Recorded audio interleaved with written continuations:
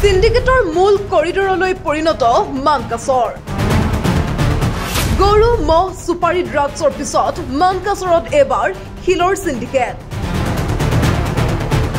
বাংলাদেশলৈ ৰপ্তানি হোৱা শিলৰ ট্ৰাকৰ বিৰুদ্ধে মানকাছৰত এছ'চিয়েশ্যনৰ তীব্ৰ প্ৰতিবাদ চৰকাৰক ৰাজহ ফাঁকি দি নিত বাংলাদেশলৈ ৰপ্তানি শ শ শিলভৰ্তি ট্ৰাক শিল কঢ়িওৱা প্ৰতিখন ট্ৰাকৰ পৰা সিন্ডিকেট চক্ৰৰ সংগ্ৰহ বৃহৎ পৰিমাণৰ ধন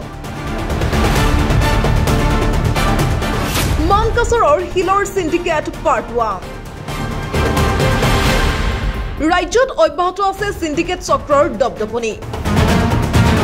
বিভিন্ন প্ৰান্তত চলা কয়লা সুপাৰী ব্ৰইলাৰ গৰু মহ আদি সিন্ডিকেটৰ পাছত এবাৰ মানকাছৰত চলিছে শিলৰ সিন্ডিকেট গৰু মহ সুপাৰী ড্ৰাগছৰ সিন্ডিকেটৰ টকাৰে খক নপলোৱা মানকাছৰৰ এটা সিন্ডিকেট চক্ৰই দীৰ্ঘদিন ধৰি শিলৰ সিন্ডিকেটৰে বাংলাদেশলৈ শিল ৰপ্তানি কৰি আহিছে উল্লেখ্য যে চুবুৰীয়া ৰাজ্য মেঘালয়ৰ পৰা ট্ৰাকে ট্ৰাকে শিল ভৰ্তি কৰি অসমৰ মানকাছৰৰ চাহাপাৰা সীমান্তয়েদি সিন্ডিকেট চক্ৰই অব্যাহত ৰাখিছে বাংলাদেশলৈ শিলৰ সৰবৰাহ সিন্ডিকেট চক্ৰই শিল ৰপ্তানিত ব্যৱহাৰ কৰিছে মানকাছৰৰ লাইফলাইনৰ একমাত্ৰ গড়কাপ্তানি পথটো যাৰ ফলত পথটো বিধ্বস্ত হৈ পৰাত এতিয়া জমৰ যাতনা ভোগ কৰিবলগীয়া হৈছে ৰাইজে বিশেষকৈ বাছৰ চলাচলৰ ক্ষেত্ৰত আহিছে বাধা কিয়নো শিলৰ ট্ৰাকে মূল পথছোৱা যিদৰে ভাঙি পেলাইছে তাত সম্প্ৰতি যাত্ৰীবাহী বাহন চলাচল কৰাৰ ক্ষেত্ৰত যথেষ্ট অসুবিধাৰ সন্মুখীন হৈছে এই শিলভৰ্তি ট্ৰাকৰ অত্যাচাৰত এতিয়া প্ৰতিবাদ সাব্যস্ত কৰিবলৈ বাধ্য হৈছে বাছ এছ'চিয়েশ্যনে কাৰ নেতৃত্বত চলিছে মানকাছৰৰ শিলৰ সিন্ডিকেট এই শিলৰ সিন্ডিকেটৰ দায়িত্বত থকাৰ অভিযোগ উঠিছে মানকাছৰৰ ইম্পৰ্ট এক্সপৰ্ট এছ'চিয়েশ্যনৰ সম্পাদক নাজিম হুছেইনৰ বিৰুদ্ধে অভিযোগ মতে বাংলাদেশলৈ ৰপ্তানি হোৱা শিলৰ প্ৰতিখন ট্ৰাকে লাভ কৰে 12 মেট্ৰিক টন শিল ৰপ্তানিৰ চাৰ্টিফিকেট কিন্তু সিন্ডিকেট চক্ৰৰ নিৰ্দেশত প্ৰতিখন ট্ৰাকে অভাৰলোড শিল ভৰ্তি কৰি ৰপ্তানি কৰিছে 40-50 মেট্ৰিক টন শিল অতিৰিক্ত শিল কঢ়িওৱাৰ বাবদ প্ৰতিখন ট্ৰাকৰ পৰা সিন্ডিকেট চক্ৰই সংগ্ৰহ কৰে 4750 টকা ট্ৰান্সশিপমেণ্ট পাৰ্মিটৰ নামত প্ৰতিখন ট্ৰাকৰ পৰা সিন্ডিকেট চক্ৰই সংগ্ৰহ কৰে 7300 টকা বিভাগীয় কৰ্তৃপক্ষ দক্ষিণ শালমাৰা জিলা প্ৰশাসনক অংগুষ্ঠ প্ৰদৰ্শন কৰি সিন্ডিকেট চক্ৰই চলাই গৈছে এই শিলৰ সিন্ডিকেট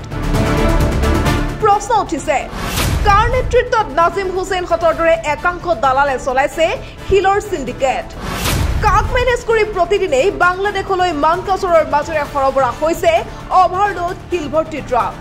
সকলো দেখিও কিয় নিবাদ জিলা প্ৰশাসন আৰক্ষী জিলা পৰিবহণ বিভাগ হয়তো নাজিম হুছেইনৰ দৰে একাংশ দালালক তদন্তৰ আওতালৈ আনিলে ওলাই পৰিব শিল সিন্ডিকেটৰ আঁৰৰ বহুমুখ কিন্তু সেয়া কৰিবলৈ কিয় সাহস গোটাব নোৱাৰে দক্ষিণ শালমাৰা মানকাছৰ জিলা আৰক্ষীয়ে অসম মেঘালয় গভৰ্ণমেণ্টে এক্সপৰ্টৰ বিজনেছ কৰি আছে বাংলাদেশৰ লগত বৰ্ডাৰত ৰেভিনিউটো মেঘালয় গভৰ্ণমেণ্টে খাই আছে আৰু আমাৰ এই 22 কিলোমিটাৰ ৰাস্তাৰ ওপৰ দি অভাৰলোড ট্ৰাক যিখন ট্ৰাকত মিনিমাম 50 টন বৰ্ডাৰ থাকে যাৰ কেপাচিটি মাত্ৰ 9 টন লোৱা এই 50 টন লোড থকা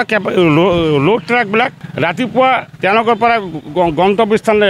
বাংলাদেশ বৰ্ডাৰলৈ ৰওনা কৰোঁতে হাতচিংমাৰী ৰোড দি আৰু আমাৰ মানকাছৰৰ পৰা বিভিন্ন ৰাজ্যখনৰ বিভিন্ন স্থানলৈ যোৱা বাছসমূহক তেওঁলোকে বাধা প্ৰদান কৰি আছে ষ্ট্ৰাইক ঠিক নহয় কিন্তু আল্টিমেটলি এটা নন অফিচিয়েল ষ্ট্ৰাইক হৈ গ'ল আজি তেওঁলোকে এই সময়ত আকৌ ৰাতিপুৱা 4 বজাত ইমান ট্ৰাক তাত জাম কৰিছে যে আমাৰ এখন বাছো পাৰ হৈ যাব নোৱাৰিলে চৰকাৰক আমি এইটো আবেদন জনাইছোঁ যাতে ইনলিগেলি ইয়াত গাড়ীবিলাক চলাচল নহয় গাড়ী লৈ যাওঁ গাড়ী লৈ যোৱাৰ পিছত যদি ৰাস্তা ক্লিয়াৰ আমাৰ হেৰি নহয় আমাৰ গাড়ীখন যাব নোৱাৰে পেচেঞ্জাৰ লগত থাকে তেতিয়া ইহঁতক যদি কওঁ ড্ৰাইভাৰবিলাকে কৈ আছে আমাৰ গোটেইবিলাকে ইয়াতে মানে মিটানি হৈ আছে মিটাইছে মানে ইহঁতে কিবা পইচা টইচা দিছে ইয়াত DC SP ইয়াতে যিগিলা আছে যিমান আছে বোলে ইহঁতক চবকে হাত কৰা হৈছে এতিয়া আমাৰ ষ্টাফে আমাৰ যিগিলা গাড়ীগিলা যায় আমি ইহঁতৰ লগত এটা মাৰামাৰিও কৰিব নোৱাৰোঁ, কাজিয়া কৰিব নোৱাৰোঁ, সেনেকুৱা কথা কৈ দিয়ে। ট্ৰাফিক পুলিচ এতিয়া একো নাযায়। ট্ৰাফিকৰ আমাৰ সোনকালে থকা এইটো ট্ৰাফিকে নাযায় তাতে, কোনো নাযায় তাতে। এতিয়া লাষ্টত আমাৰ কি হয়, গাড়ীবিলাক ঘূৰি আনিব লগা হয়। নিউজ ডেস্ক ৰিপৰ্ট, প্ৰতিবিম্ব লাইভ।